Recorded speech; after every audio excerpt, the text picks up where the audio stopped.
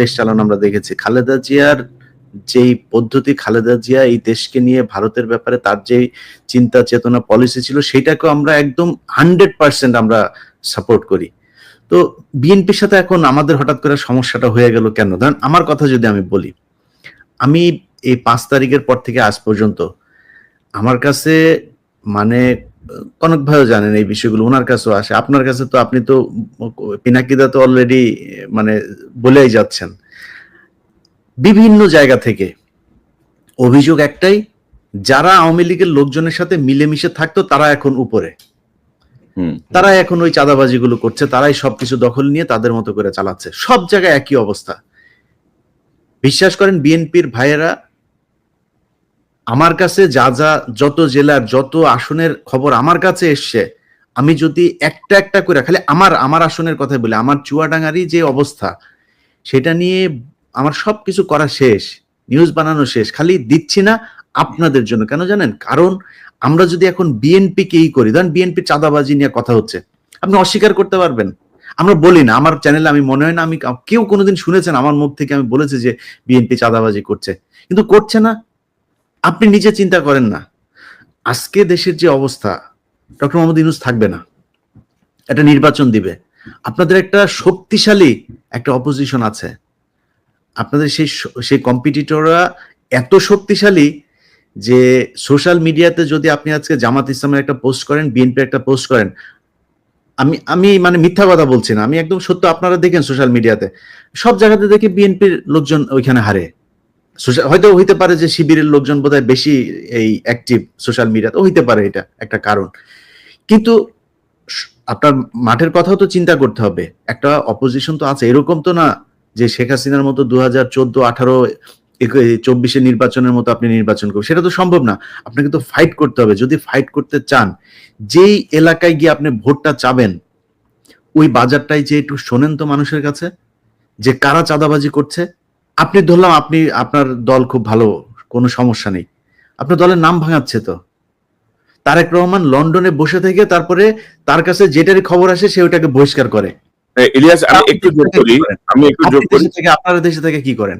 ইলিয়াস, আমি একটু যোগ করি, গত 8 মাসে প্রায় 1700 নেতাকে বহিষ্কার করেছে বিএনপি। কিন্তু বিভিন্ন জায়গা থেকে অভিযোগ আছে যে ভাই অনেকেই করছে যাদের কোনো পদ নাই, যাদেরকে বহিষ্কারের কোনো সুযোগ নাই, এবং তারা আওয়ামী লীগ করতো, তারা আগে আওয়ামী লীগের সাথে ছিল, সেই মানুষগুলোকেই করছেন। এখন এই যে জিনিসগুলো হচ্ছে, এটা তো আপনার দলের সমস্যা হচ্ছে। আমরা তো চাই যে বিএনপি ক্ষমতায় আসুক, কারণ হচ্ছে বাংলাদেশের ভারতের ব্যাপারে বিএনপির যে অবস্থান, আমাদের অবস্থান সেম। আমরা তো চাই আপনারা আসেন, কিন্তু আপনারা যদি নাকি দেশের ভেতরে আপনাদের এই ইমেজ তৈরি করেন, তাহলে তো আপনাদের সমস্যা হবে, আপনাদের সমস্যা হলে আমাদের সমস্যা হবে। যে যেইভাবেই বলেন, ডক্টর ইউনূসের অনেক বিষয়ে আমার এই মন্ত্রিসভা, ওনার যে উপদেষ্টা পরিষদ, আমি ফারুকি, তারপরে হচ্ছে গিয়ে আসিফ নজরুল, এদের কিনা আমার একদম চরম আপত্তি আছে। আমাদের অনেকে সারা দেশের মানুষের আছে আপত্তি, আমরা ওইখানে তাদের নিয়ে সমালোচনা করি। কিন্তু দেখেন এই যে আজকে যে আলোচনা, এই আলোচনার ভিতরে আমরা ডক্টর মোহাম্মদ ইউনূসের ব্যাপারে একটা বাজে কথা বলেছি, তার যে আমরা ফেসবুকে পোস্ট করেছে, চীনে গিয়ে তার যে সফলতা, থাইল্যান্ডে গিয়ে তার যে সফলতা, দেশে যে সফলতা দেখাচ্ছেন, রিজার্ভ নিয়ে, ঈদ নিয়ে, মনে হয় আজকে জীবনের প্রথম পুলিশ নিয়ে ভালো একটা রিপোর্ট করেছে। আমি কালকে আমার এখানে পোস্ট করেছি। কেন করলাম? এই সরকারকে আমরা চাই হাসিনা ছাড়া একটা অবস্থা বাংলাদেশে বিরাজ করুক। এখন আপনারা যদি মনে করেন, আপনাদের বিএনপির দেখেন কথাবার্তাগুলো দেখেন, আমরা ভারতের সাথে সমস্যা চাই না, আমরা আওয়ামী লীগের এই চাই না, আওয়ামী লীগ নিষিদ্ধ হোক চাই না। এটা নিষিদ্ধ হওয়া, আওয়ামী লীগের বিএনপির এবার এমপি হবে এরকম লোকজনও টকশোতে যায় বলছে, উনারা কারা আওয়ামী লীগকে নিষিদ্ধ করা? মনে হচ্ছে উনি আওয়ামী লীগের একজন লোক। আপনাদের কথা তো জনগণের বিরুদ্ধে যাচ্ছে। আমি তো ফারজানা রূপা না, আমি তো শাবান মাহমুদ না, আমি ইকবাল সুবানো না। আপনি মনে করেন না আপনার কথাবার্তা জনগণের বিরুদ্ধে যাবে, আর আমার যে সম্মানটুকু আমি অর্জন করেছি সেটা আপনার কারণে ন্যাংটা হয়ে তারপরে আপনার দলের পক্ষে কথা বলতে হবে, এটা আমি বলবো না, কখনই বলবো না। আপনার বিরুদ্ধে বলছি না একটা কারণে, সেটা হচ্ছে যে আমরা চাই যে বিএনপি চুরি বাটপারি যাই করুক, ভারতের ব্যাপারে তাদের একটা অবস্থা, এবং তারেক রহমান যদি দেশে ফিরে যায় এই চিত্রটা পরিবর্তন হবে, ওই কারণে বলছি না, অন্য কোনো কারণ না। আপনাদের এই কেন্দ্রীয় নেতাদের অনেক ন্যাংটা করে দিতে পারি, খালি করি না ওই কারণে। তো আমাদের বিষয়টা বুঝতে হবে। আর পিনাকিদা আজকে একটা পোস্ট করেছে, সেই পোস্টার কথা বলি। ভারতের এইবার যেই 100টা এই যে ইন্ডিয়া অ্যালায়েন্স যেটা ছিল, এই কি বলে কংগ্রেসের নেতৃত্বে যেটা ছিল, তাদের এই আমি মনে করি এই আসনের 50টা এনে দিয়েছে, ধ্রুবরাঠে এনে দিয়েছে। তো সোশ্যাল মিডিয়া কিন্তু ওয়ার্ক করে এখন, ইট ম্যাটার্স। অতএব আপনাকে মাথায় রাখতে হবে যে মানুষকে এত অবজ্ঞা করে কথাবার্তা বলা ঠিক না। মানুষ এখন ভোট চাইতে ঘরে ঘরে যাবে না, মানুষ সোশ্যাল মিডিয়াতে, ফেসবুক, ইউটিউবে মানুষ ভোট দেওয়ার সিদ্ধান্ত নেবে, তার মাথায় ঢুকবে কি হচ্ছে সব দেখে তো মানুষ। সো সমস্যাটা আপনাদের সমাধান করতে হবে। নতুন করে যাদেরকে বিএনপি মনে করে, বিএনপির বিশাল ধ্বজভঙ্গ বাহিনী একটা তৈরি করেছেন সোশ্যাল মিডিয়াতে, নিজেরা এসে তারপরে বলছে, তাদের অনেকে কান ধরে তারপরে উঠবোস করে এই আওয়ামী লীগের পক্ষে যোগ দিয়েছিল। আজকে যে মনির হায়দারের কথা বলেন, সেই মনির হায়দার 2 দিন আগে এখানে আওয়ামী লীগের লোকজনের সাথে বৈঠক করেছে, কার কার হত্যা মামলা থেকে করা যাবে তাদের তালিকা নিয়েছে, সেগুলো তিনি আশ্বাস দিয়েছেন বিবেচনা করা হবে তার উপদেষ্টা, প্রধান উপদেষ্টার সাথে কথা বলে। ছবি আছে, কালকে নিউজ দিব আমার এটা কাদের সাথে, যুক্তরাষ্ট্র ছাত্রলীগের প্রেসিডেন্টের সাথে তার বাসায় বৈঠক করেছে তিনি, সেইখানকার ছবি আছে, কালকে যাবে আমার এখানে সেই নিউজ। এটা করছেন আপনি। শাহেদ আলম, সেই শাহেদ আলমকে কার লোক আমরা চিনি না, তারা এখন আপনাদের লোক, তারা এখন নাকি তারা বিএনপির পক্ষ নিয়ে কথা বলে, অথচ তারেক এই শাহেদ আলম কয়দিন আগে বলেছে তারেক রহমানকে সে চিনে না। কি যেন এই মনির হায়দার শাহেদ আলম দুইজন পাশাপাশি চেয়ারে বসে টক শো করেছে, যে কি যেন লন্ডনে কে যেন একজন আছেন, কে যেন একজন আছে সাধারণ সম্পাদক, তারা আজকে বিএনপির লোক ভাই, আর আমরা হচ্ছে বিএনপি বিরোধী লোক। আরে ভাই আপনি আমাদের ধাক্কাইলে তো মির্জা ফখরুল তো বিএনপি না, মির্জা ফখরুল নিজে আওয়ামী লীগের। তো মির্জা ফখরুল আমার ধাক্কাইলে কি আমি জিয়াউর রহমানকে অবজ্ঞা করে কথা বলবো, আমি খালেদা জিয়াকে অবজ্ঞা করে, তারেক রহমানকে অবজ্ঞা করে কথা বলবো? আপনি এত বলদ পেয়েছেন, কথা বলবো। ন্যাশনালিস্ট হয়েছে, প্রো ইন্ডিয়া হয়েছে, ঠিক তো, আরো খারাপ হয়েছে। তাহলে আপনি ওই র্যাঙ্ক অ্যান্ড ফাইল এটাকে রেখে আপনাকে কিভাবে হারানো হয়েছে এটা আপনি বলেন। বিএনপি আপনাকে হারানো হয়েছে কিভাবে? খুবই কেয়ারফুলি ডিজাইন করা হয়েছে, কনস্টিটিউশন ডিজাইন করা হয়েছে, এবং এটা বিএনপিরাও স্বীকার করতে বাধ্য হবে। ওই নির্বাচনে কারচুপি হয়েছে, ওই নির্বাচনে এমন ভাবে কারচুপি করা হয়েছে যেন বিএনপি একটা লজ্জাজনক হার হয় বিএনপির। হ্যাঁ, এবং এটা বিএনপিকে স্বীকার করতে হবে, আর স্বীকার যদি না করে তাহলে তো আমাদের বলার কিছু নাই, তাই না? তো ওই সেটআপটা আরো খারাপ হয়েছে, এবং এটা তো আর্মি করছে, ওটা তো আর্মি করছে, তখন তো একটা আর্মি গভর্নমেন্ট, তো মইনু এবং ফখরুদ্দিনের গভর্নমেন্ট তো আর্মি গভর্নমেন্ট, আর্মি এই ইঞ্জিনিয়ারিংটা করছে, ইলেকশন ইঞ্জিনিয়ারিংটা। ওই আর্মিটা আরো খারাপ হয়েছে, ওর ভেতর থেকে ন্যাশনালিস্ট এলিমেন্ট আরো বাইরে চলে গেছে। এখন তো এটা মোরাললেস প্রো কি বলবো ইন্ডিয়ান আর্মি। তো এই আর্মি একটা ফেয়ার ইলেকশন দেবে? হ্যাঁ, মানে করতে দেবে? এইটা বিশ্বাস করেন? সম্ভব না, করতে দেবে না। হ্যাঁ, আমরা যদি ফেয়ার ইলেকশন হয়, আমার মনে হয় যে ধরেন এটা বিএনপির এটা বিএনপির জরিপ, ব্রেইন দেখছে তো, আমরা সবাই দেখছি। ব্রেইনের জরিপে ফেয়ার ইলেকশন হইলে মানে মানুষ বলছে যে আমরা 41% বিএনপি কে ভোট দেবে, অ্যাবসলিউট মেজরিটি হয় বিএনপি। কিন্তু আরো কিছু আছে ওইখানে। আচ্ছা আমি বলি, আমি গতকালকে একটা পোস্ট দিছিলাম, গতকাল না পরশুদিন, যে জামাতে ইসলামের ভোট কত। জামাতে ইসলাম 300 আসনে ইলেকশন করছিল এরশাদ পড়ার পরে 91 সালে প্রথম। এখানে ভোট পেয়েছিল তারা 12.3% সম্ভবত। এবং ওই সময় যদি আমরা সমস্ত ইসলামপন্থী দলগুলোর ভোটগুলো দেখি, তাহলে আমরা দেখবো 14%-এর মতো তারা ওই ভোটটা, এবং ওই ভোটটা ভালো ভোট হয়েছিল। হ্যাঁ, এবং 14% কিন্তু একটা খুবই সিগনিফিকেন্ট নাম্বার। এখন অনেকে বলে 2%, 3% জামাতের ভোট, 4% ন, তারা সব আসনে নির্বাচন করেনি, তারা কিছু আসনে নির্বাচন করেছিল, ওইটাকে এক করে আমি ন্যাশনাল গড় করে বলি যে 3%, কিন্তু সবগুলো আসনে যখন করেছে তখন তার প্রায় 12.5%-এর মতো ভোট ছিল। বিএনপির যে জরিপ, এটাতে দেখা গেছে যে জামাতের ভোট আসবে 31%-এর মতো। এখন ধরে ছাত্রদের ভোট ওখানে কত আসবে, দেখেছে 5%-এর মতো ভোট আসবে। তো আমরা যদি অন্য সমস্ত ফোর্স, বিএনপির বাইরে অন্য সমস্ত ফোর্সের একটা যদি লুজ অ্যালায়েন্স হয়, তাহলে বিএনপি একটা খুবই শক্ত প্রতিদ্বন্দ্বিতার মধ্যে পড়বে। এখন বিএনপি যেটা করছে যে ধরেন এই যে বিএনপির যারা এই অনলাইন অ্যাক্টিভিস্ট আছে, তারা বা অনলাইনে ফেসবুকে যারা লেখালেখি করে তারা গালাগালি করতেছে আমাদেরকে, সেটা আমি গাইড নেই না, কিন্তু তা তো না। মির্জা ফখরুল, মির্জা আব্বাসের মতো সিনিয়র নেতারা তারা সোশ্যাল মিডিয়ার পিছনে লাগছে এবং কিভাবে আমাদের সাথে পাঙ্গা নেওয়া শুরু করছে। ধরেন এই পাঙ্গাটা যদি নিতে থাকে তারা কন্টিনিউয়াসলি, তাহলে তাদের অবস্থাটা কি হবে? ধরেন সোশ্যাল মিডিয়ায় যারা কাজ করে, হ্যাঁ, যারা কাজ করছে, যারা সোশ্যাল মিডিয়া একটা ইনফ্লুয়েন্স রাখতে পারে, ছোট হোক বড় হোক, অল্প হোক বেশি হোক কম হোক, একটা তো ইনফ্লুয়েন্স আছে, তো যারা রাখতে পারে তারা যদি পুরোটা, মানে ধরা যাক, আমি এখানে ইয়ে ছাড়াই বলতেছি, কনক, আপনি, আমি, ইলিয়াস, আমরা তো কেউ অ্যান্টি বিএনপি না, আমরা তো জিয়াউর রহমান, প্রো জিয়াউর রহমান, মানে জিয়াউর রহমানকে আমাদের পলিটিক্যাল আইকন মানি, তাই না? তো আমরা তো সবাই ন্যাশনালিস্ট, তাই না? আমরা, এবং ট্রু সেন্স, মানে মানুষ যাতে সাধারণভাবে বোঝে, আমরা তো সবাই রাইটেস্ট, তাই না? তো আমাদেরকে তো শত্রু ভাবার কোনো কারণ ছিল না বিএনপি। আমরা তো শত্রুও না, আমরা শত্রু হতেও চাই না বিএনপি। বিএনপি তো আসলে আমাদের পিছনে লাগছে, হ্যাঁ, আমাদেরকে শত্রু বলা শুরু করছে। এবং কিভাবে দেখেন, আওয়ামী লীগের কোন সিনিয়র নেতা কোনোদিন আমাদের নাম ধরে কোনোদিন কিছু করেনি। আমাদের নামে মামলা দিচ্ছে, আমাদেরকে দেশ ছাড়া করছে, কিন্তু নাম ধরে এরকম করে কিন্তু আক্রমণ করেনি। ওনারা নাম ধরে আক্রমণ করা শুরু করছেন আমাদের, হ্যাঁ। এবং এটা তো আমাদের পেছনে লেলায় দাও, আমরা তো পার্সন, ব্যক্তি।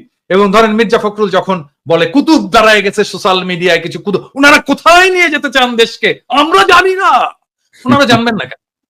উনি জানবেন না কেন? আমরা জানি না, মানে আমরা কোথায় নিয়ে যেতে দেশকে? আমি বলছি সবসময়, আমরা বাংলাদেশে ভারতীয় আধিপত্যবাদ চাই না, আমরা বাংলাদেশে আওয়ামী পুনর্বাসন চাই না, আমরা বাংলাদেশে একটা সাম্যের সমাজ চাই, একটা ইনসাফের রাষ্ট্র চাই। চারটা সিম্পল জিনিস মির্জা ফখরুল ভাই, আপনি জানেন না কেন? আপনারাই বাধা হয়ে দাঁড়ায় আছেন আমাদের সামনে, আমাদের স্বপ্নের সামনে, মানুষের স্বপ্নের সামনে। এবং আপনারা জানতে হবে আমরা এটা চাই। এবং আমাদের মনে করার কারণ আছে, আমাদের মনে করার ক্রেডিবল কারণ আছে যে আপনারা আওয়ামী লীগকে পুনর্বাসিত করতে চান। কেন চান সে প্রসঙ্গে আসবো যদি আলোচনার সুযোগ থাকে। 2 নাম্বার, আপনারা ভারতের সাথে একটা নেগোসিয়েশন করেছেন, এটা আমাদের মনে করার ক্রেডিবল কারণ আছে, হ্যাঁ। এই জিনিসগুলোকে ক্লিয়ার করতে হবে আপনাদের কাছে। আপনারা যে আলাপ করেন, আপনারা সবার সাথে আলাপ করেন, অমুক রাজনৈতিক দলের সাথে আলাপ করেন, তমুক রাজনৈতিক দলের সাথে, সুশীল সমাজের সাথে আলাপ করেন, কেন আমাদের সাথে আলাপ করতে পারেন না? কেন পিনাকি, ইলিয়াস, কনক সারোয়ারের সাথে কথা বলতে পারেন না? আপনারা মিটিং করতে পারেন না? করার দরকার আছে না? মানে আমরা পিপলস ভয়েস রিপ্রেজেন্ট করি না? আমাদের সাথে কথা বলেন না কেন? মানে আপনারা 31 দফা দিলেন, ধরেন 31 দফা দিলেন, 31 দফা তো এটা আপনার দলের দফা। তো আমরা তো সেই সময় তো আপনাদের সাথে এলাই ছিলাম, আমরা তো একসাথে লড়াই করতেছি, আন্দোলন করতেছি, আমাদেরকে দেখাইছেন। আমিও তো ডাক্তার, আমাকে তো দেখাইতে পারতেন যে ভাই 31 দফায় যে চিকিৎসা সংক্রান্ত যে জিনিসটা আছে, দাদা একটু দেখেন তো এটা ঠিক আছে কিনা, হ্যাঁ, দেখাতে পারতেন তো। তাহলে তো আমাদের পার্টিসিপেশন থাকতো, আমরা ওন করতাম আপনার 31 দফাকে। কনক স্যার আপনি ওন করতেন, ইলিয়াস তুমি ওন করতা, তো আমাদেরকে ওন করার সুযোগ দিলেন না। আমি একই জিনিস বলবো আমি জামাতকেও, একই জিনিস বলবো জামাতকেও, মানে তারা ইন্ডিভিজুয়ালি ফোন করে। এখন আমি শিওর যে জামাতের আমি তো খুবই মাইডিয়াল লোক, সবাইকে ফোন টোন করেন, আমাকে ফোন করে, কিন্তু এটা তো ফোন করে তো উনি বলেন কি আপনার শরীর কেমন আছে দাদা, বাড়ির সবাই ভালো আছে। আমি তো শফিক ভাইয়ের কাছ থেকে এগুলো শুনতে চাই না, আমি শুনতে চাই পলিটিক্স, রিয়েল পলিটিক্স শুনতে চাই। হ্যাঁ, ব্যক্তিগত সম্পর্ক আপনার সাথে থাকবে, মানে আমরা যখন রাজনীতি থেকে বিদায় নেবো, অ্যাক্টিভিজম থেকে বিদায় নেবো, তখনও থাকবে আপনাদের সাথে, সেটা অসুবিধা নেই।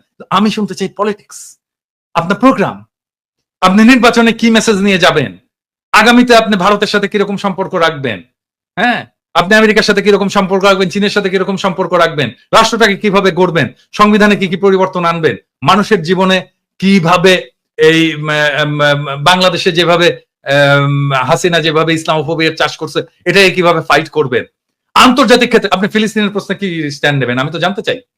হ্যাঁ, এই জিনিসগুলো তো জানতে চাই, এই জিনিসগুলো আমাদের সাথে কথা বলার কথা।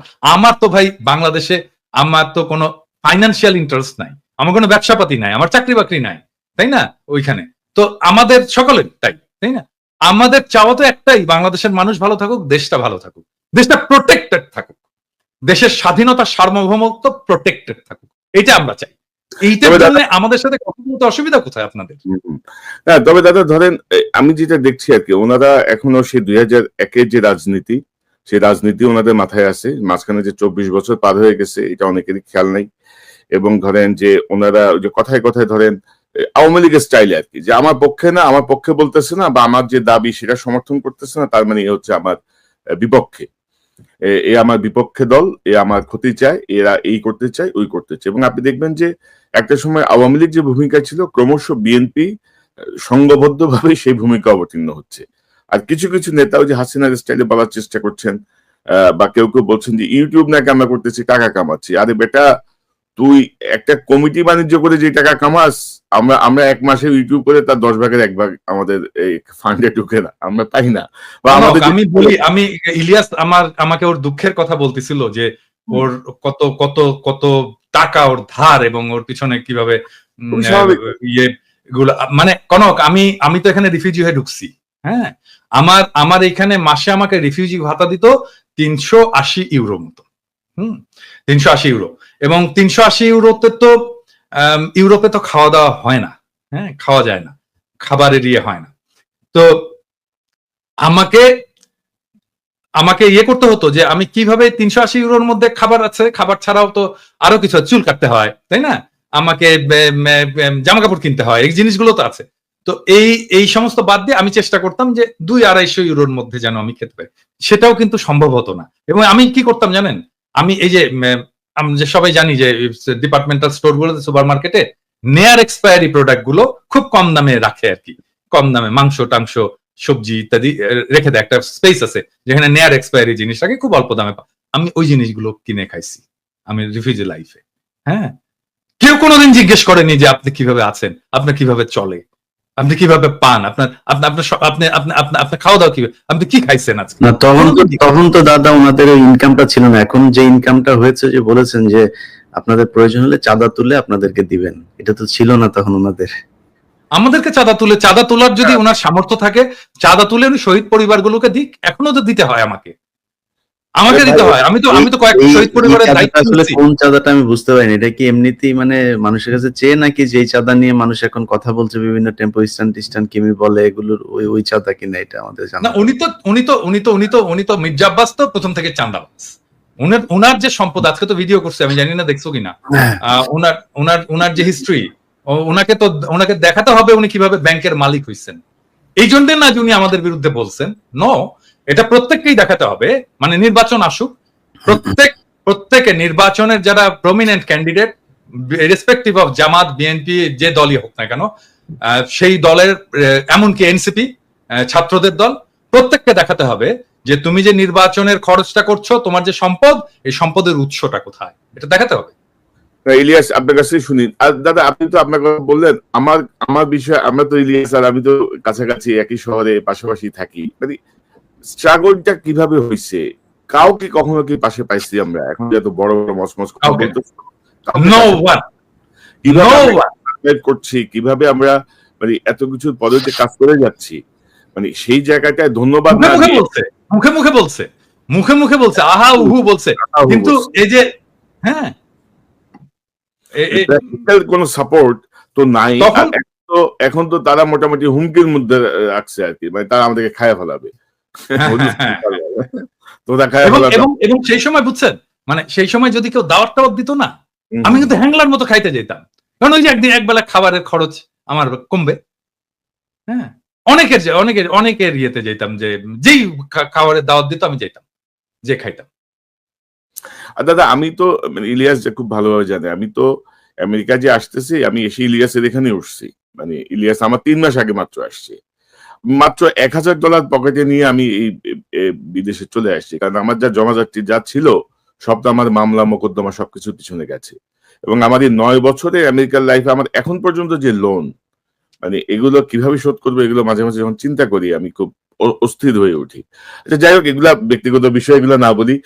ইলিয়াস, আপনি কিভাবে দেখছেন এই যে ধরেন, আমি যেটা বলছিলাম যে রাজনীতিবিদ যে এখনো মনে করছে 2001 সালের তারা আছে, নতুন যে 7 কোটি ভোটার, এই বিষয়টা তাদের মাথায় আদৌ কাজ করছে কিনা, এইরকম একটা বিপ্লব তারা বুঝতে পারছে কিনা, যে নতুন প্রজন্ম আসলে কি চায়, সেই জায়গাটায় ধরেন আমরা ডক্টর ইউনূসকে সমর্থন করছি, কারণ তিনি যেন একটু সংস্কারটা করে দিয়ে যান, হাসিনার বিচারটা করে দিয়ে যান।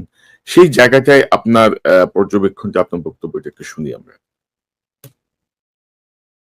ইলিয়াস আনমিউট করেন। আমার অ্যালার্জিতে খুব সমস্যা হচ্ছে, খুব শর্টে বলে শেষ করি। সেটা হচ্ছে যে ধরেন আমি কথাগুলি কখনো বলি নাই। আজকে যেহেতু ৩ জন আছে তো ৩ জনকে নিয়েই কথাগুলো বলি। ধরেন পিনাকিদা যে কথাটা বলল যে আমরা বিএনপির শত্রু না। আমরা জিয়াউর রহমানের যে আদর্শ, সে আদর্শকে আমরা পছন্দ করি এবং সেই অনুযায়ী বাংলাদেশের রাজনীতি পরিচালিত হোক সেটা আমরা চাই। খালেদা জিয়া দেশ চালিয়ে, তারেক রহমান তো দেশ চালান নাই কোনোদিন, যেহেতু খালেদা জিয়ার দেশ চালানো আমরা দেখেছি। খালেদা জিয়ার যেই পদ্ধতি, খালেদা জিয়া এই দেশকে নিয়ে ভারতের ব্যাপারে তার যেই চিন্তা চেতনা পলিসি ছিল সেটাকে আমরা একদম 100% আমরা সাপোর্ট করি। তো বিএনপির সাথে এখন আমাদের হঠাৎ করে সমস্যাটা হয়ে গেল কেন? ধরেন আমার কথা যদি আমি বলি, আমি এই 5 তারিখের পর থেকে আজ পর্যন্ত আমার কাছে মানে কনক ভাইও জানেন এই বিষয়গুলো, ওনার কাছেও আসে, আপনার কাছে তো, আপনি তো পিনাকিদা তো অলরেডি মানে বলেই যাচ্ছেন। বিভিন্ন জায়গা থেকে অভিযোগ একটাই, যারা আওয়ামী লীগের লোকজনের সাথে মিলেমিশে থাকতো তারা এখন উপরে, তারা এখন ওই চাঁদাবাজিগুলো করছে, তারাই সবকিছু দখল নিয়ে তাদের মতো করে চালাচ্ছে। সব জায়গায় একই অবস্থা।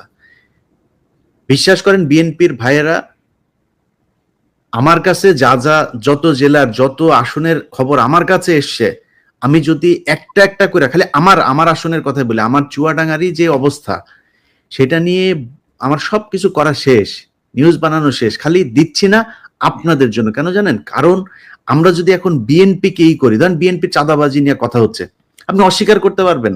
আমরা বলি না, আমার চ্যানেলে আমি মনে হয় না আমি কেউ কোনোদিন শুনেছেন আমার মুখ থেকে আমি বলেছি যে বিএনপি চাঁদাবাজি করছে, কিন্তু করছে না।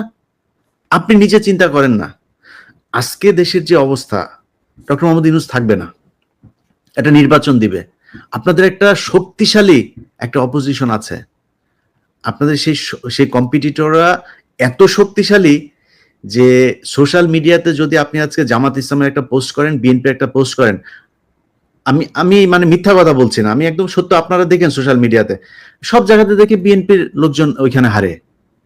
হয়তো হইতে পারে যে শিবিরের লোকজন বোধহয় বেশি এই অ্যাক্টিভ সোশ্যাল মিডিয়াতে, হইতে পারে, এটা একটা কারণ। কিন্তু আপনার মাঠের কথাও তো চিন্তা করতে হবে, একটা অপোজিশন তো আছে, এরকম তো না যে শেখ হাসিনার মতো 2014, 18, 24 নির্বাচনের মতো আপনি নির্বাচন করবেন, সেটা তো সম্ভব না।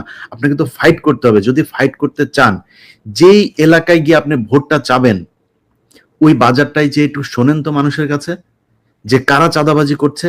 আপনি ধরলাম আপনার দল খুব ভালো, কোনো সমস্যা নেই, আপনার দলের নাম ভাঙাচ্ছে তো। তারেক রহমান লন্ডনে বসে থেকে তারপরে তার কাছে যেটারই খবর আসে সে ওটাকে বহিষ্কার করে। ইলিয়াস আমি একটু যোগ করি, আপনারা দেশে থেকে কি করেন? ইলিয়াস আমি একটু যোগ করি, গত 8 মাসে প্রায় 1700 নেতাকে বহিষ্কার করেছে বিএনপি।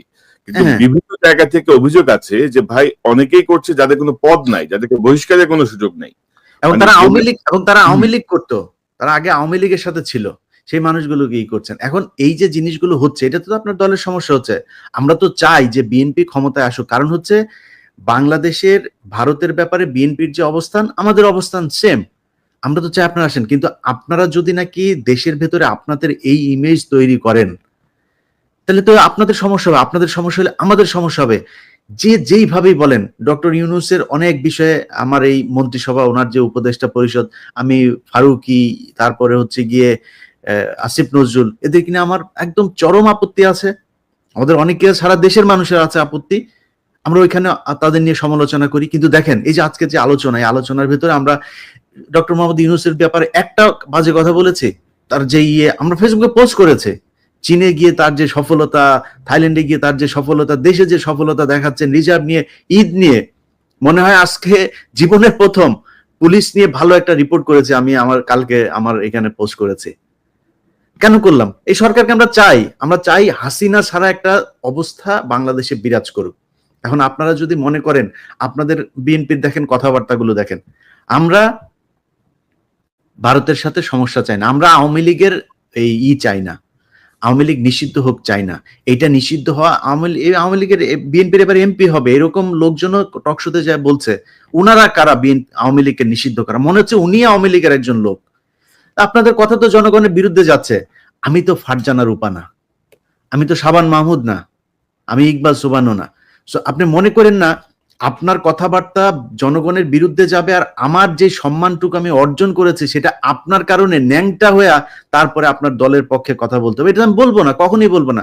আপনার বিরুদ্ধে বলছি না একটা কারণে, সেটা হচ্ছে যে আমরা চাই যে বিএনপি চুরি বাটপারি যাই করুক, ভারতের ব্যাপারে তাদের একটা অবস্থা, এবং তারেক রহমান যদি দেশে ফিরে যায় এই চিত্রটা পরিবর্তন হবে, ওই কারণে বলছি না, অন্য কোনো কারণ না। আপনাদের এই কেন্দ্রীয় নেতাদের অনেক ন্যাংটা করে দিতে পারি, খালি করি না ওই কারণে। তো আমাদের বিষয়টা বুঝতে হবে।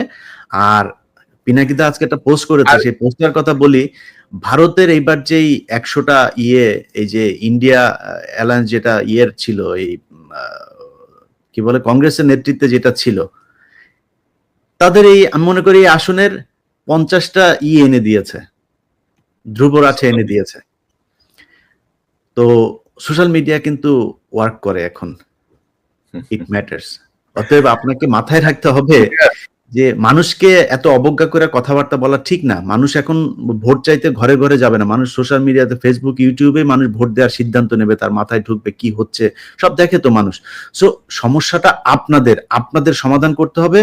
নতুন করে যাদেরকে বিএনপি মনে করে, বিএনপির বিশাল ধ্বজভঙ্গ বাহিনী একটা তৈরি করেছেন সোশ্যাল মিডিয়াতে, নিজেরা এসে তারপরে বলছে, তাদের অনেকে কান ধরে তারপরে উঠবোস করে এই আওয়ামী লীগের পক্ষে যোগ দিয়েছিল। আজকে যে মনির হায়দারের কথা বলেন, সেই মনির হায়দার 2 দিন আগে এখানে আওয়ামী লীগের লোকজনের সাথে বৈঠক করেছে, কার কার হত্যা মামলা থেকে করা যাবে তাদের তালিকা নিয়েছে, সেগুলো তিনি আশ্বাস দিয়েছেন বিবেচনা করা হবে তার উপদেষ্টা, প্রধান উপদেষ্টার সাথে কথা বলে। ছবি আছে, কালকে নিউজ দিব আমার। এটা কাদের সাথে? যুক্তরাষ্ট্র ছাত্রলীগের প্রেসিডেন্টের সাথে তার বাসায় বৈঠক করেছে তিনি, সেইখানকার ছবি আছে, কালকে যাবে আমার এখানে সেই নিউজ।